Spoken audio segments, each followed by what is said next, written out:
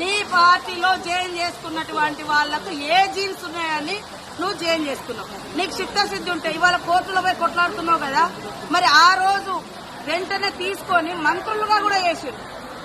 ఏది నీ నీతి అంటున్నా కేటీఆర్, నీ నీతి నీ రీతి ఏదయ్యా?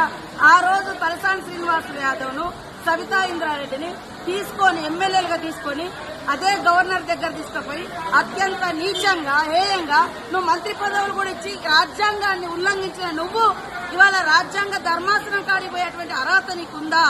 ఫస్ట్ ఇప్పటికైనా నేను సవాల్ చేస్తున్నా.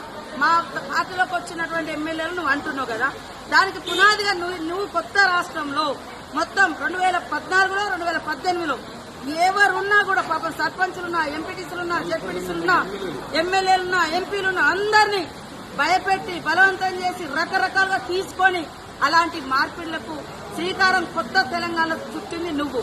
నీకు రాజ్యాంగం మీద గౌరవం ఉంది. ఇంట్లో పోయారంటే మరి నీ పార్టీలో ఉన్న ఒక్కరిని కూడా ఎందుకు నువ్వు రాజీనామా చేసి మళ్ళీ ఎలక్షన్కి రాలే?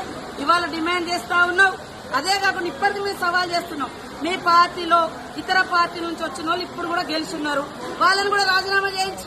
ఆ రోజు మా పార్టీ నుంచి వచ్చిన వాళ్ళు సవితా ఇంద్రారెడ్డి గాని, సుధీర్ రెడ్డి గాని, లేకుంటే ఇతర టీడీపీ నుంచి వచ్చిన తలసాని శ్రీనివాస్ యాదవ్ గాని, మళ్ళా ఇప్పుడు ఎమ్మెల్యేలు ఉన్నారు కదా, ఆ రోజు వాళ్ళు రాజీనామా చేయకుండా మీ పార్టీలకు వచ్చారు కదా, మీ పార్టీలకు ఈ రోజు రాజీనామా చేయించి అప్పుడు మా దాంట్లోకి వచ్చిన వాళ్ళు అడిగితే జనం హర్షిస్తారు.